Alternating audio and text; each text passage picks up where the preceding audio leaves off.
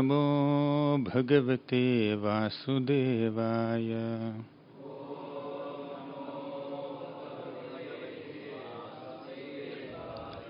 ॐ नमो भगवते वासुदेवाय।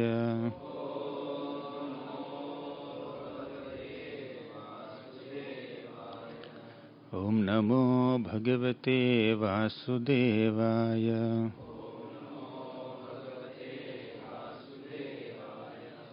ॐ अज्ञानतिमिरान्धस्य ज्ञानाञ्जनशलाकया चक्षुरुन्मिलितं येन तस्मै श्रीगुरवे नमः।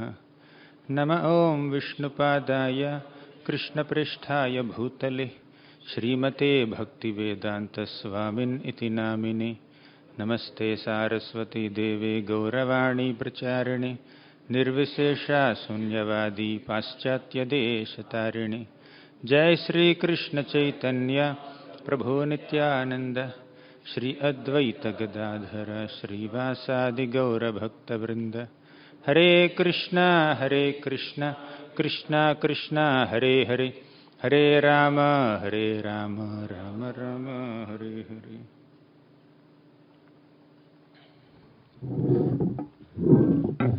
Hare Krishna. Now the festival season is over.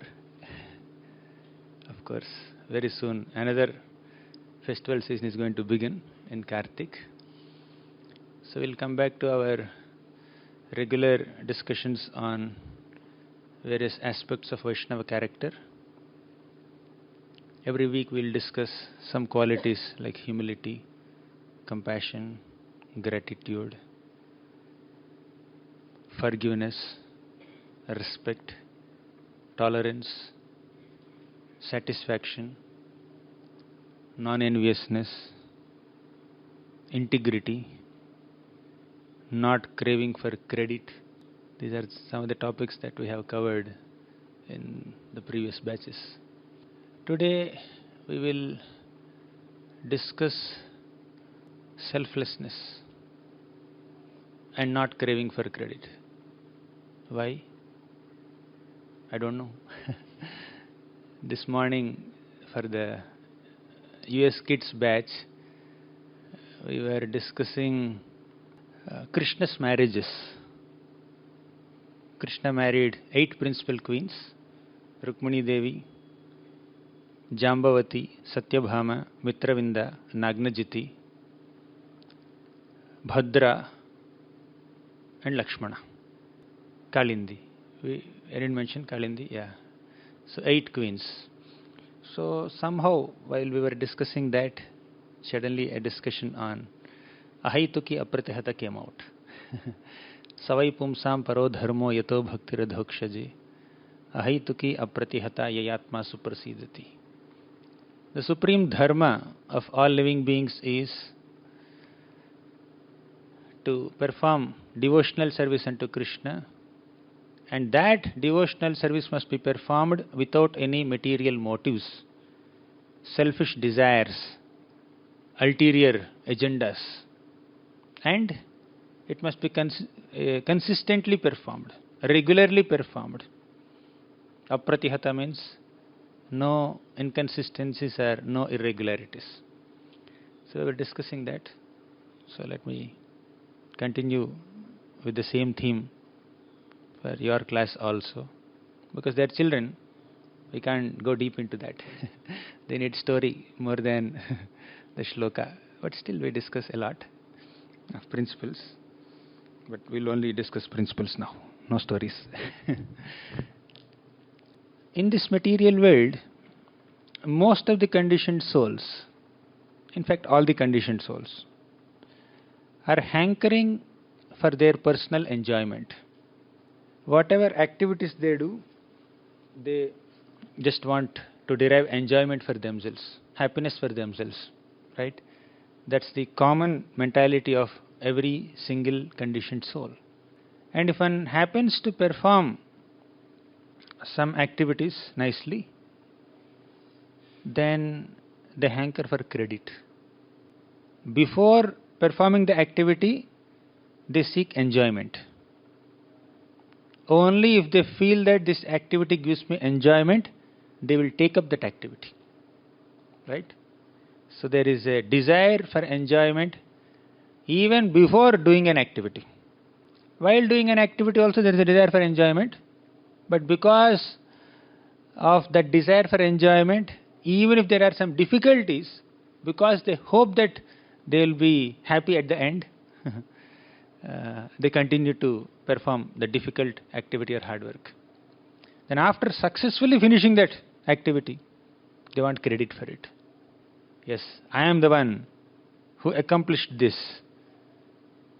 either for my enjoyment, and if it happens to give some happiness to few other people, this conditioned soul wants to derive credit for giving them happiness, giving others happiness.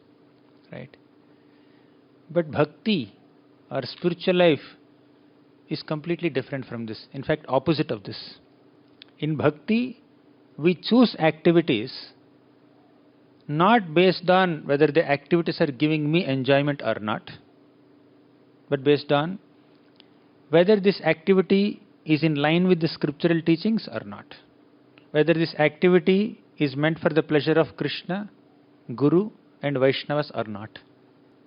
If it is prescribed in the scriptures and if the activity gives some pleasure to Guru, Krishna and Vaishnavas, even if that activity causes some kind of inconvenience to me, let me take it up. That's the mood of a Vaishnava, or that's supposed to be the mood of a Vaishnava. Right? And in doing so, a Vaishnava derives enjoyment. Yesterday morning Bhagavatam class we were hearing, we need to feed food to the stomach.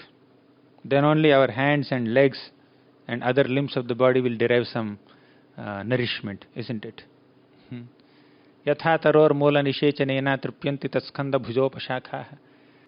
So, all the limbs of the body need to work together in cooperation, in harmony, to feed the stomach.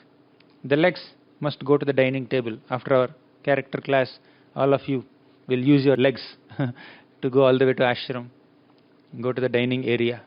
Your hands will pick up prasadam plates. You will put your rice, dal, chapati, sabji in your plate, and your hands will mix all these items and put it in the mouth. And your teeth will chew it nicely. Your tongue will taste. Your throat will swallow it. Then it goes inside and body gets some nourishment. All this work is done to feed the belly. What is the belly doing? Not much. Right? Apparently. But while doing so, other limbs are also getting some enjoyment. When your food is going into the mouth, your hand is putting food in the mouth, and in your mouth you are chewing that food, your tongue is deriving enjoyment or not? It's not that the tongue is not getting any enjoyment while feeding the stomach. While the food is passing through the throat, through the tongue, through the mouth, into the belly, ultimately you are feeding the belly. But tongue is deriving enjoyment. If the tongue says, I will not feed the stomach, and you keep the food in your mouth only. You keep the food in your mouth only. Let me only enjoy. Tongue just wants to taste the food. That's all. Doesn't want to feed the stomach. I will only enjoy this food. I will not give it to the stomach. If that is the mentality of the tongue, then tongue will not be nourished. Any other limb will not be nourished. Stomach is not nourished anyways. So once you decide to feed the belly, all other limbs are nourished and they also get enjoyment. They also get strength. This is the principle of Bhakti Yoga. So this we call it selflessness. But is it really selflessness?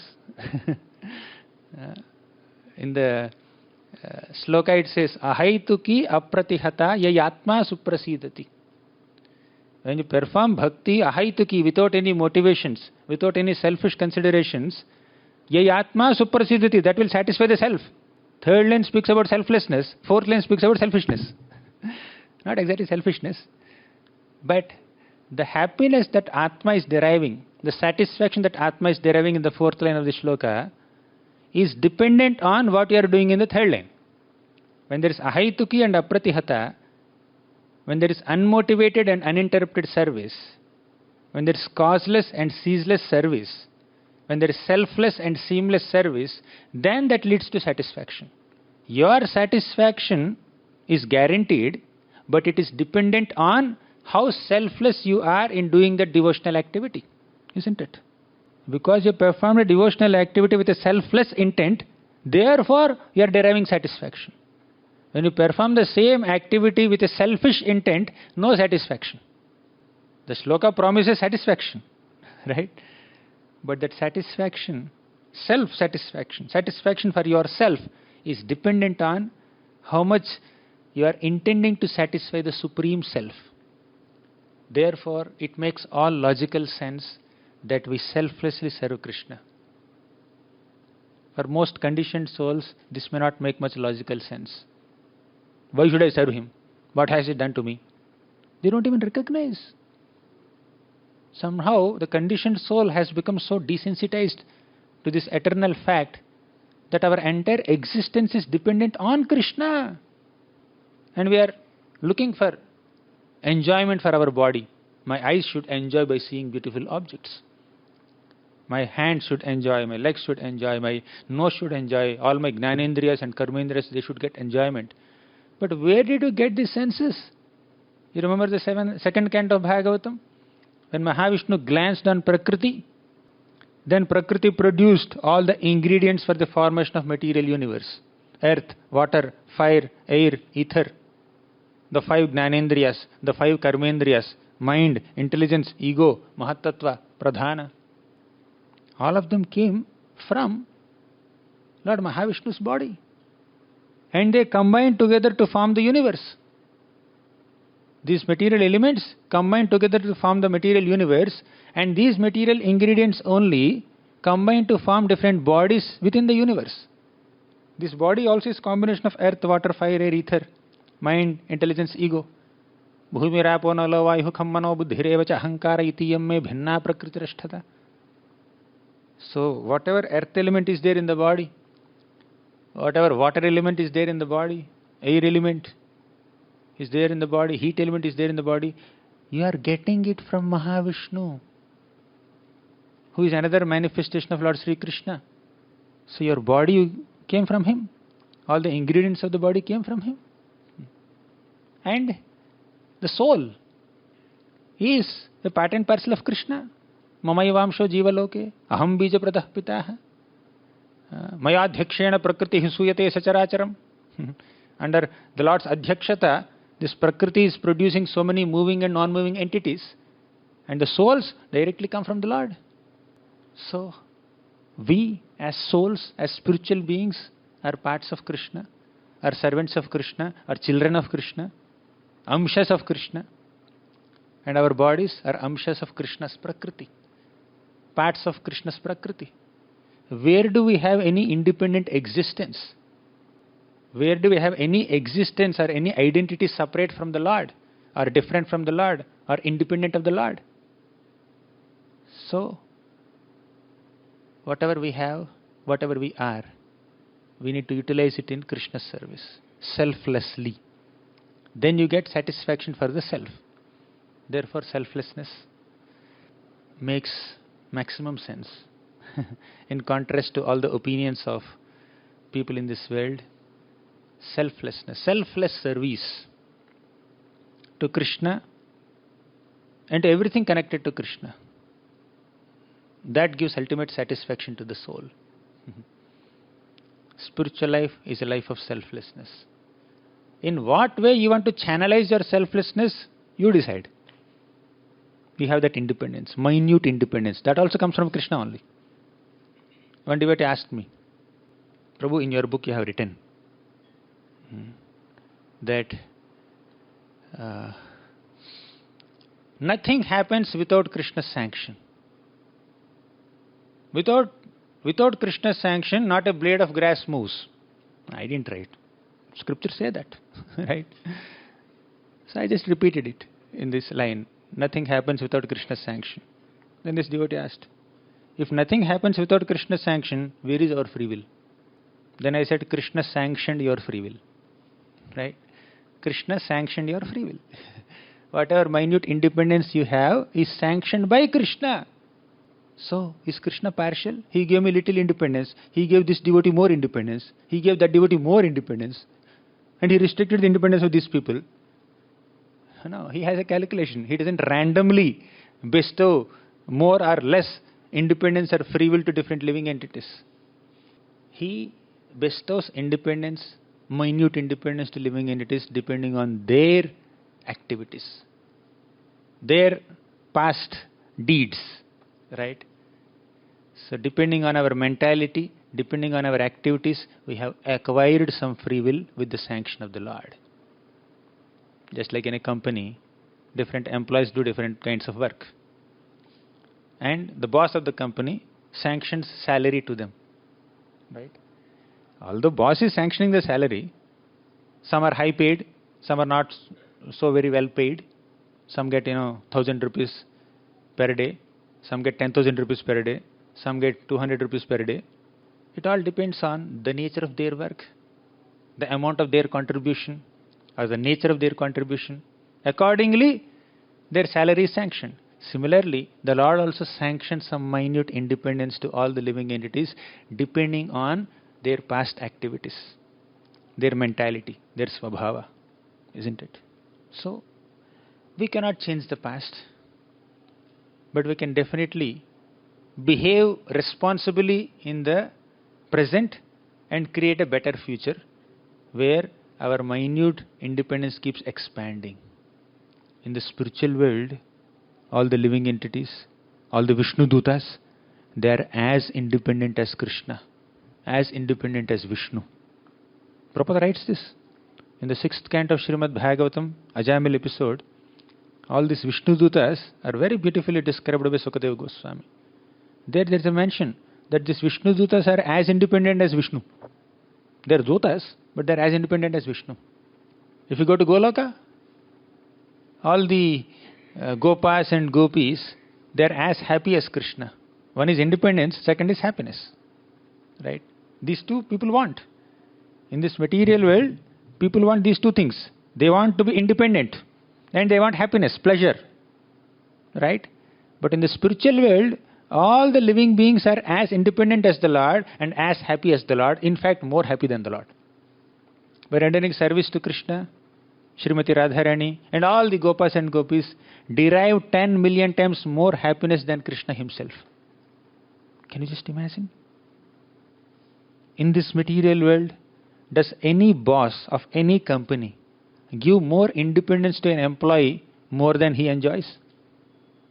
Does he give more facility or happiness to an employee more than he experiences?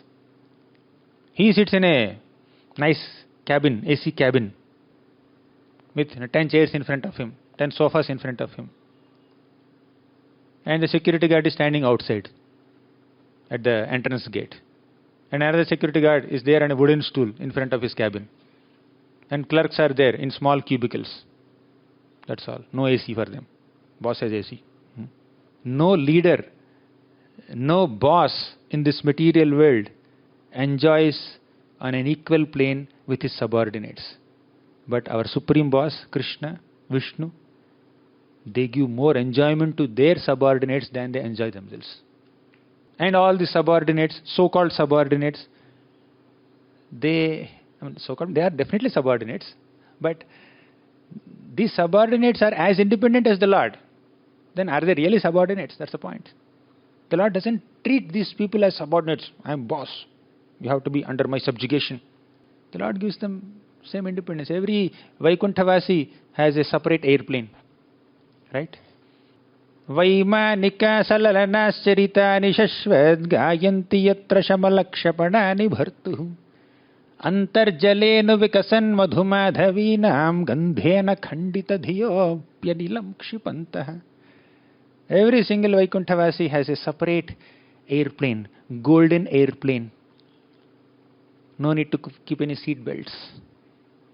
No announcements made by the air hostesses for security and safety. No problems of turbulence in the Vaikuntha airplanes. Right? No cabin pressures, this and that. Please switch off your phones. Please keep them in airplane mode. The airplane will move according to the independent will of the devotees there. Paravatanya, not this, the other one. Yat sankulam haripadanati matra drishtair vaidurya marakata hemamayair vimanaihi yesham brihatkati tatasmita shobhimukhya krishnatmanam naraja adadhurutsmayadhyaihi. They all have their consorts, private airplanes with their consorts next to him. But Krishnatmanam na raja adadhurutsmayadhyaihi. Although they are all traveling in private airplanes without any CC cameras, nobody monitoring them, and they have their consorts, not a small, slightest desire of sense gratification will pass through their minds.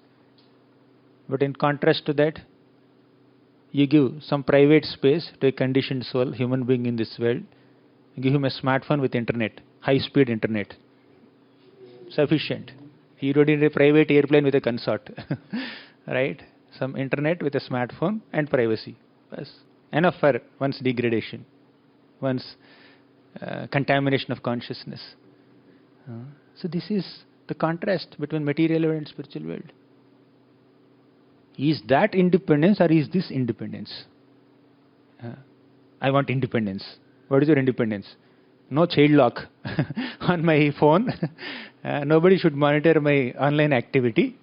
And I need complete freedom. They think that's independence. But how much freedom they have? Despite having so much of freedom, all the Vaikuntha-vasis, having their private golden airplanes that move at their will, they can go to any corner of Vaikuntha. No visa problems. Nobody is monitoring them. They have their concerts. But Krishnatmanam na raja adadhurutsmayadhyaihi. Because they're thoroughly Krishna conscious, passionate desires for sense enjoyment will not even enter their minds. Forget manifesting in the form of physical activity. They are not even entering their minds. That is real independence. Similarly, if you want that kind of independence, we have to have some regulation in this material world. That's why Prabhupada calls our 4 regulative principles as regulative principles of freedom. Right? You want freedom? You want independence? Then follow the regulative principles of freedom. Following the regulative principles, we'll be freed from the clutches of Maya. We'll be completely independent as the Lord. But we are not desiring independence. We are desiring service. So, spiritual life is essentially utilizing that minute God-given independence to make a choice. What is that choice? Let me serve Krishna, not myself. And let me derive satisfaction in the service of Krishna, not my sense gratification. That's all we need to do. That's the logic behind selflessness. That's the science behind selflessness.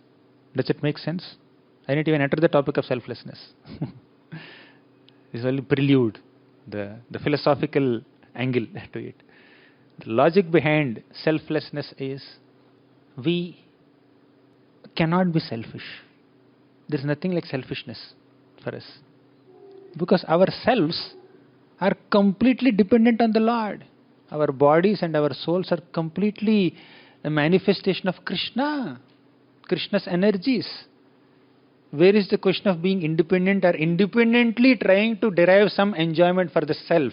The enjoyment or the happiness or the satisfaction of the self is always dependent on service to Krishna or service to someone in this world who is ultimately connected to Krishna. There is no possibility of deriving any satisfaction independent of Krishna in this world. If somebody wants to enjoy sense gratification by eating delicious food, where is the food coming from? Krishna. Better offer it to Krishna and take it as prasadam, then you enjoy. That's enjoyment. You will get happiness of offering to him. You will get happiness of honoring that prasadam. Activity will not change. Conditioned soul also eats without keeping Krishna in the center, and a devotee also eats. But the difference is, although they both are having some enjoyment, this enjoyment or this satisfaction is dependent on giving satisfaction to Krishna. This is independent, so-called independent enjoyment. Not acknowledging one's dependence on Krishna. Thus there is frustration guaranteed. Here satisfaction guaranteed, here frustration guaranteed. Therefore, it's important for us to be selfless. Even if we happen to perform so much service, you must have accomplished many things in Krishna's service. Then also, know that you are dependent on Krishna and give all credit to Krishna or Krishna's devotees. Srila Prabhupada, when he completed his purports to Sri Chaitanya Charitamrita, he said, if there is any credit for my translation activities, that credit should go to my Guru Bhakti Siddhanta Saraswati Thakur. And the credit should also go to my American disciples who helped me in translating this book, editing this, proofreading and publishing this book. He gave all credit to his Guru and his disciples. He did not take any credit for himself. He did the activity with selflessness. And once he accomplished that activity, he selflessly did not accept any credit for himself. This is the life of a devotee. This is what our founder Acharya Srila Prabhupada is teaching us. Right? You have great determination to accomplish a goal of pleasing Krishna by doing some seva, and give all credit to Krishna. Give all credit to Krishna's devotees. Give all credit to Krishna for giving us the opportunity to do that service. What is my credit then? Your credit is you utilized that God-given independence to make a choice. What is the choice? Krishna, you have given me this opportunity to serve, let me grab it.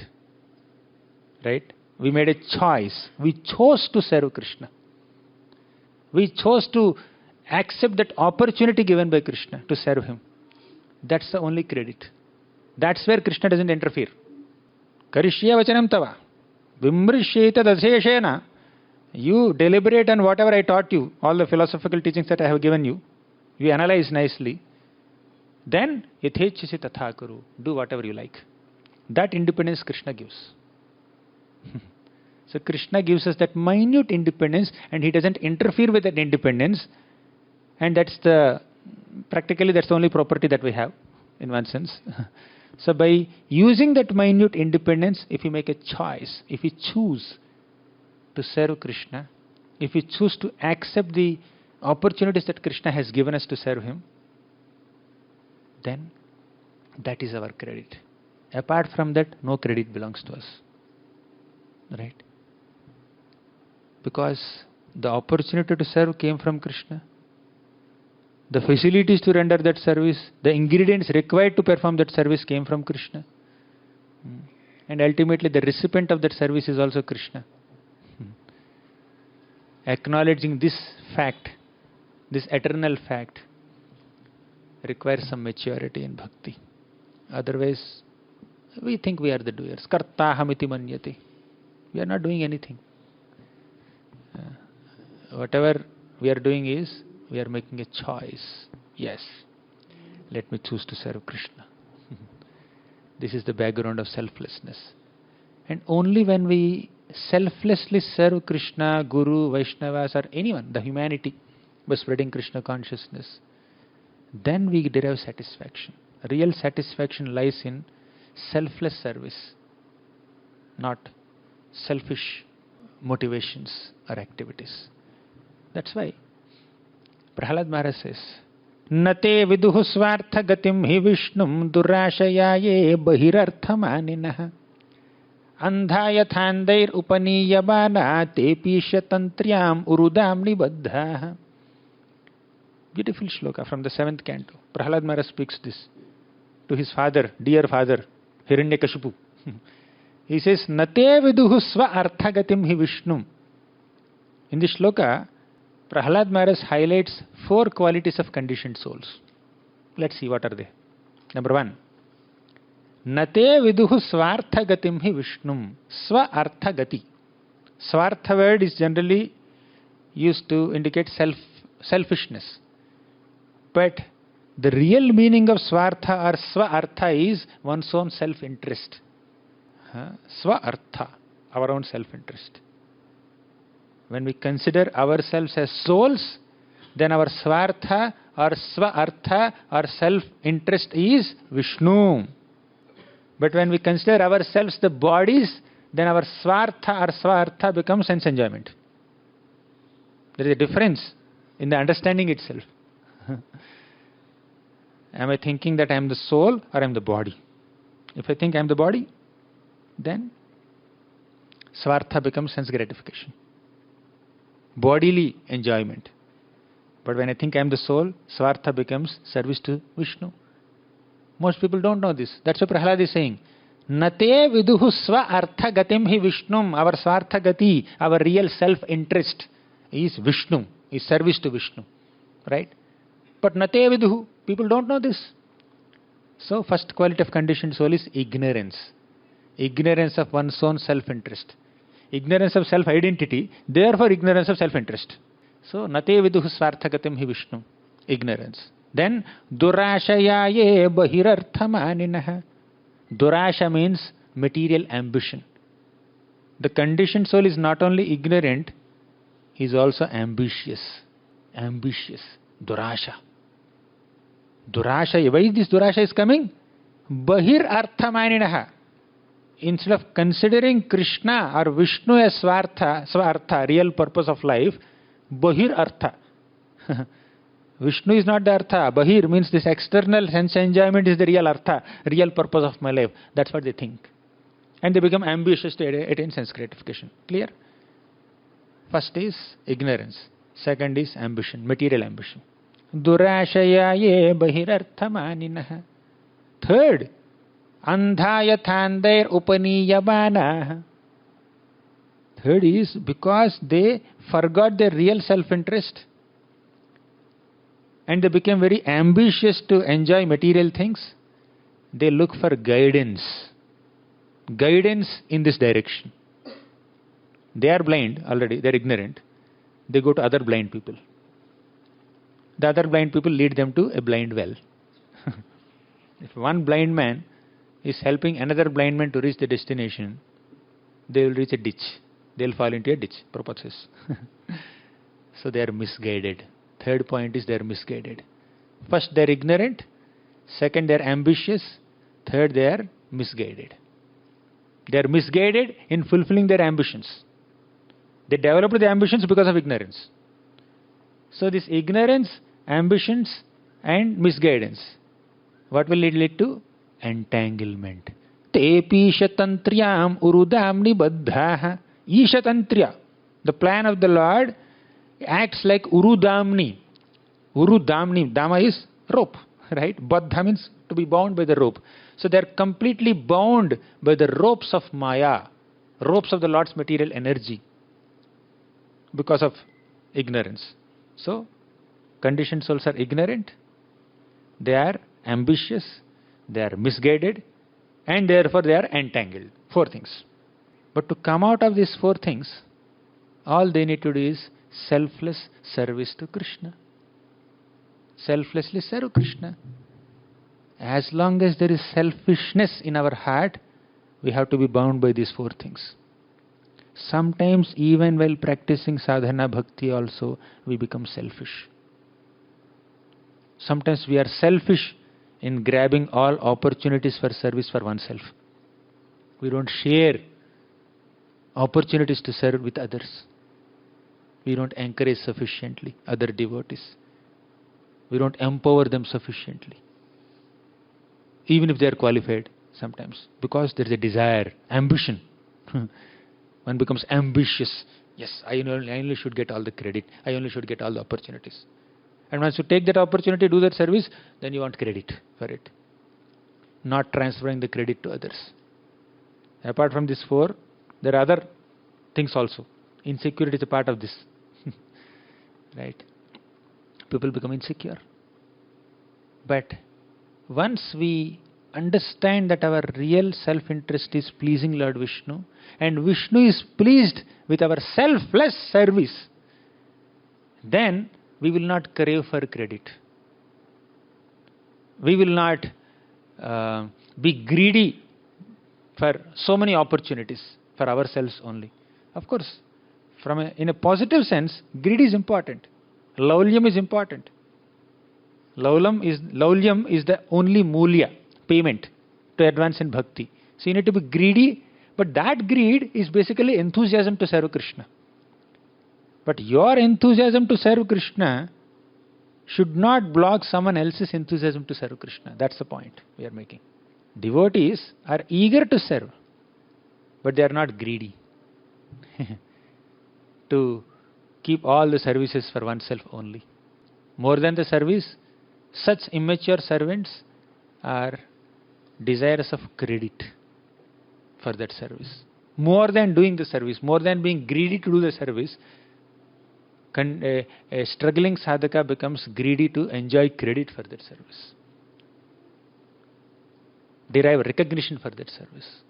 We need to come out of this.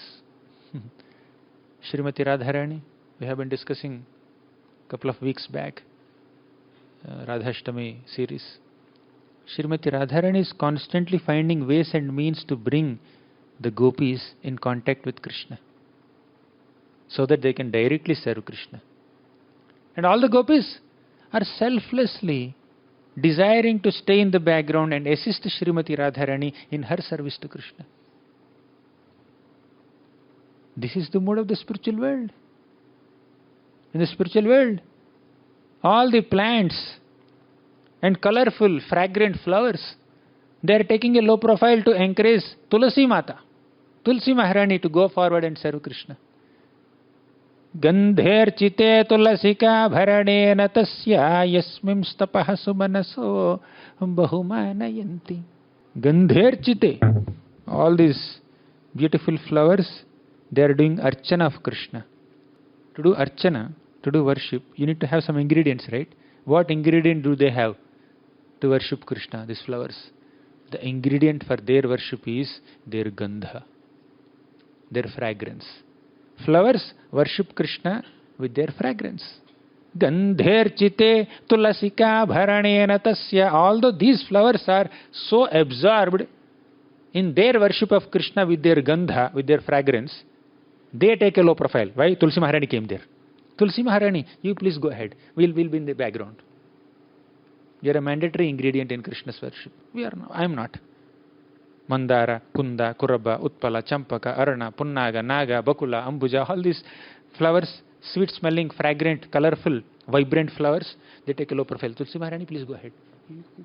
You go and offer the service. This spirit is not just selfless spirit. This spirit is not just encouraging spirit. This spirit is a family spirit. Unless we consider other devotees as our own family members, we cannot selflessly love them. In a family, if the child gets an opportunity, will the mother feel insecure? If the mother gets an opportunity, will the father feel insecure? If the father gets an opportunity, will the kids become envious? There is no insecure. I am telling about an ideal family, good family. Kali Yuga and the material world, sometimes family members also can become envious of each other, jealous of each other. Siblings can become jealous of each other. I am not talking about that kind of family setup. In a general family setup, where say 5-6 members are there, mother, father, maybe 2-3 kids. Let's keep the family small, right?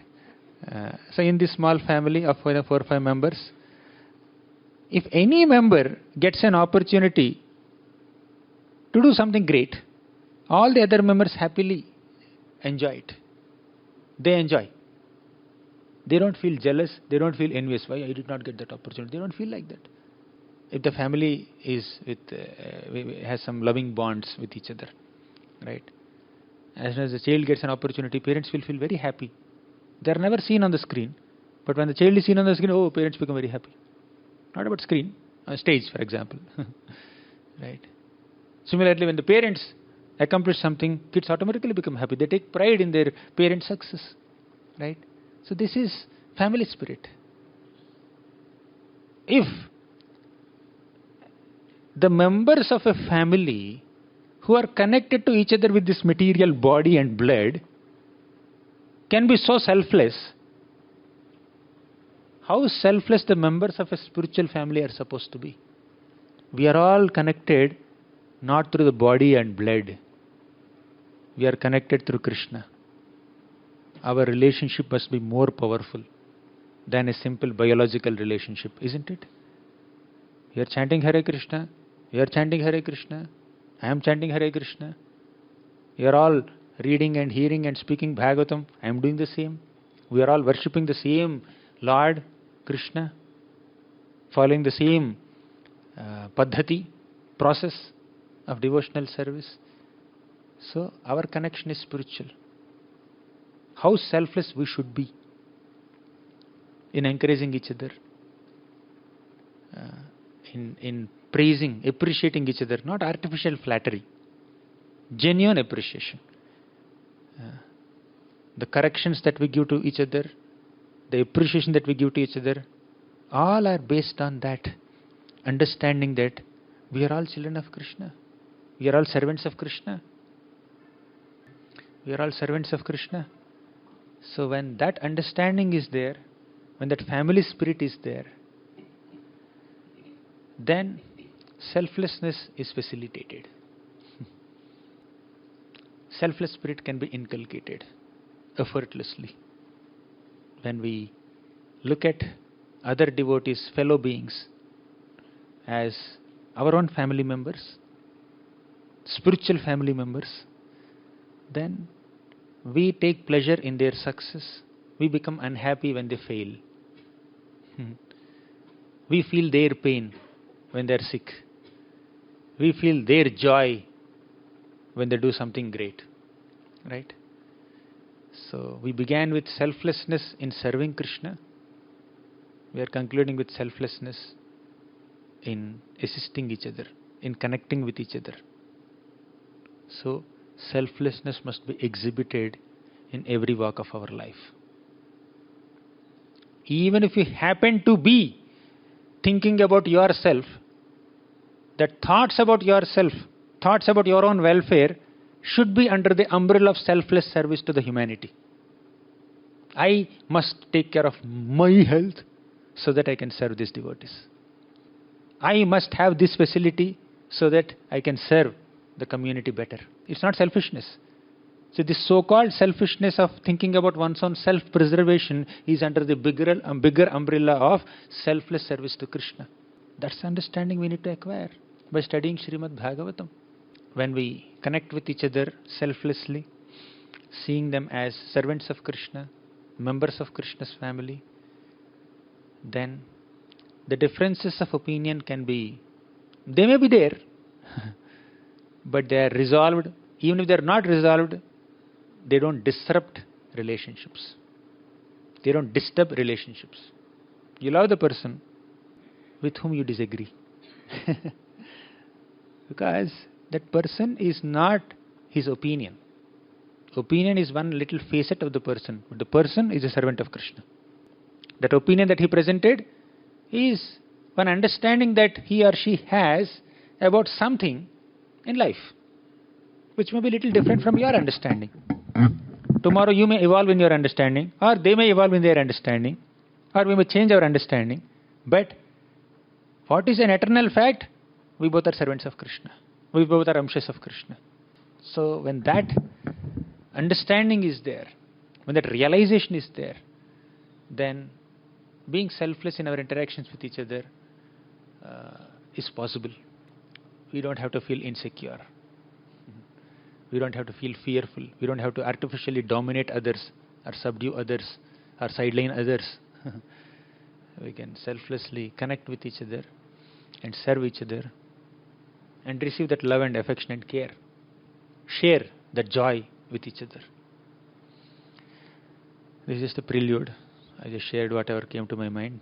Next week, we hope to be more systematic in covering our topics one by one. So any questions or comments? Hare Krishna, Guruji. Thank you for a wonderful explanation.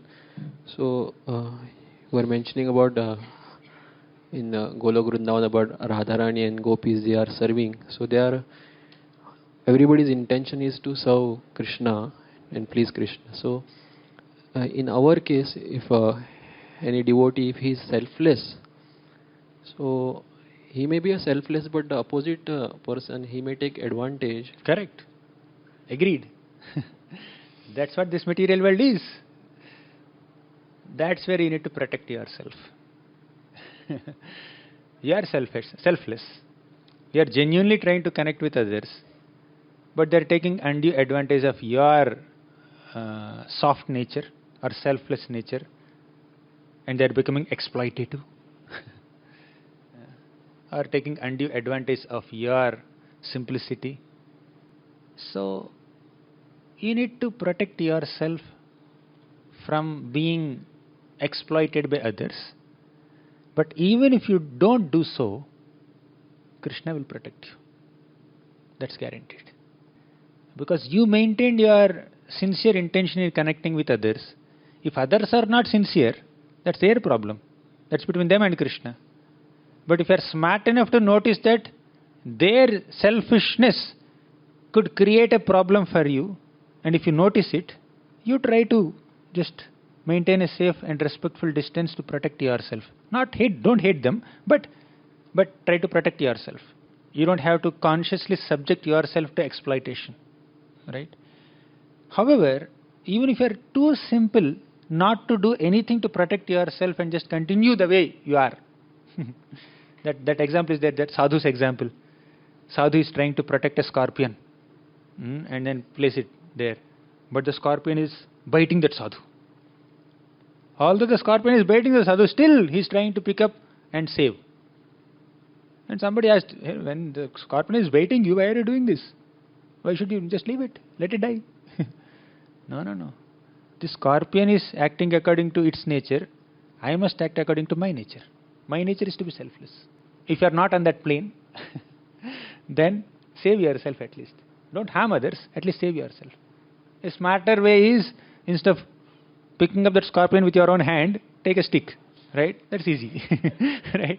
Take a stick or take your umbrella and then slowly just bring it and then keep it outside and you run away so that it doesn't bite you. That's what Narada Muni told. You know that story? Narada Muni told a snake. Once there was a snake. Again, I'm getting into kids mode. Right? So once there was a snake. The snake used to bite people and torture people, and people, human beings, they become so scared to even pass through that area. Then one day Narada Muni met this snake and said, "Why are you so angry? Why are you harming people unnecessarily? Be mild, right? You should not trouble people like this." Then the snake said, "Okay, my dear Narada Muni, I will not do anything." Then after many days, Narada Muni came there, and the snake has wounds all over its body. Snake looks so tired. Snake looks so sick, very weak. Looks like it's about to die. Then Narada Muni said, "What happened to you? Why are you like this?" Then the snake said, "Because I have become very mild, I am not biting anyone. Some small children who are playing here, they are throwing stones at me." Narada Muni said, "Then what did you do?" "I didn't do anything, I just kept quiet." Then Narada Muni said, "I told you not to bite. I never told you not to hiss. You hiss and scare them away. They will not harm you." Right? So you hiss them and scare them away so that they will not harm you. You protect yourself, but don't harm them. You don't harm them, but you don't be harmed by them also. When you are too simple, too soft, too selfless, some selfish people can take undue advantage of your simplicity. So there is nothing wrong in protecting yourself from them. Nothing wrong in defending yourself. Yudhishthira Maharaj was so simple, so sattvic. And Dhritarashtra ordered him, "Yudhishthira, you have to play this gambling match." Yudhishthira Maharaj never wanted to play. But because he is so soft and simple and submissive, he said, "Oh my dear Dhritarashtra, we are the king, you are on the level of my father. If you want me to gamble, let me gamble." Although he said no 100 times, still he was forced to gamble. So he gambled. He lost everything. He lost his wife. He lost his kingdom also. Then somehow, to cut the long story short, Dhritarashtra became a little fearful. Seeing that Dushasan's efforts to disrobe Draupadi did not work, because of Krishna's protection, Dhritarashtra got scared. Oh, Krishna saved Draupadi from being insulted. Next, Krishna may attack me, may attack my sons. Then in this context, Dhritarashtra, with that insecurity in the heart, he told Draupadi, you ask whatever you want. You please ask whatever you want. I'll give you. She said, release my husbands. Then he released the husbands. And he gave the kingdom also back. Then all the Pandavas and Draupadi were going back to Indraprastha with their regained kingdom. Again, Shakuni and who is that? The Duryodhan, Dushasan, Karna, Shakuni, they all went to Dhritarashtra and said, you order them again to come back and play another gambling match. This time we will not insult Draupadi, but we have another plan. Sending them to Vanavas. Long story. Again, this Yudhishthira Maharaj showed submissiveness to the instruction of Dhritarashtra. His heart is not accepting it. But because of etiquette, culture, politeness, submissiveness, or whatever obedience, he did it. And he lost everything. He went for Vanavas. So, few times like this, he showed extra submissiveness to this so-called father, so-called king, so-called authority, and then did whatever he expected. But after finishing Vanavas, did he keep quiet? No. He got 7 Akshohinis of armies and fought with them. Took away the kingdom of Hastinapur. Not just Indraprastha. Hastinapur, Indraprastha, everything is under Yudhishthira Maharaj now. Tolerance also has a limit. But even if you happen to tolerate, Krishna will not tolerate. If you are genuine. Ambarish Maharaj did not do anything to defend himself in front of Durvasa Muni. But Sudarshan Chakra did not spare Durvasa Muni. In short, answer to your question is, if you are selfless, if you are simple, and if others are not simple, they are selfish, they are trying to exploit you or trouble you, there is nothing wrong in you trying to protect yourself without hating them or harming them. You protect yourself. But even if you don't do so, Krishna will do the needful. Because you upheld virtues, even in difficult circumstances. Right? Thank you. We'll conclude now. Thank you very much. Granthara Srimad Bhagavatam ki jai, Srila Prabhupada ki jai.